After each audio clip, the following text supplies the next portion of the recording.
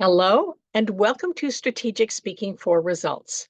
I'm Elizabeth Bachman, your host, and this is part two of the key factor that is most overlooked in workplace miscommunication.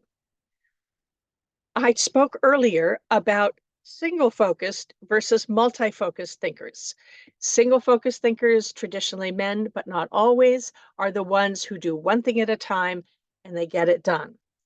Multi-focused thinkers, traditionally women, but not always, are the ones who see all the side issues that might derail a project or affect the way you're making your decisions. You need both to have an effective team.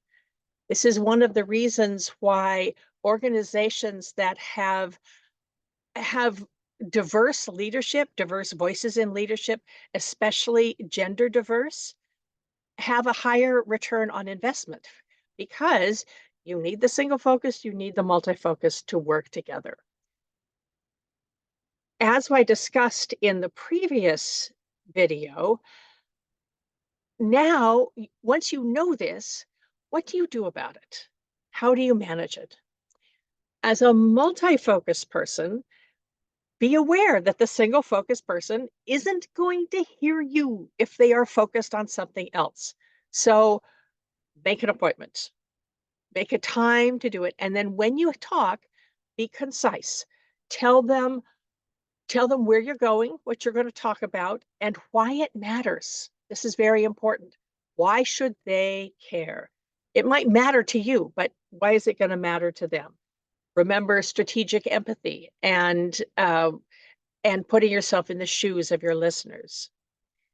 Single focus thinkers, for the multi-focus thinkers on your team, they are relational thinkers, which means that if they are rejected or turned down, the tendency is to think that it's personal because they see the world in a web of relationships.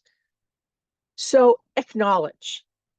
You might say, if someone comes in and interrupts you or tries to tell you something, just say, thank you. I'm really interested in what you have to say. I can't think about it right now. Could we talk about it later and make an appointment? Unless the building's burning down, there's always time for that. And then, so acknowledge their skill, their background. They wouldn't be there if they weren't smart, good at what they do. So acknowledge that and then say, could we start with just the key points? Because I don't have a lot of time.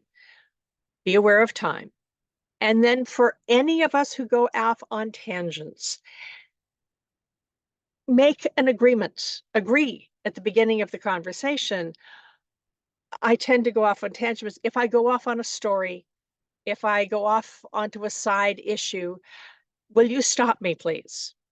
And I will do the same to you. Now, you might be the kind of person who's never going to go off on a tangent, but if you say, stop me if I do, then that gives them the permission to be stopped if they go off on a tangent. Don't just swallow it and be angry. Get to the point. The more you practice, the easier it will be. And the more you recognize that these two ways of thinking are like two different languages, so you have to make a little effort in interpretation, listening, but the more we work together, the better it is for everyone. This has been Strategic Speaking for Results. I'm Elizabeth Bachman, and I'll see you on the next one.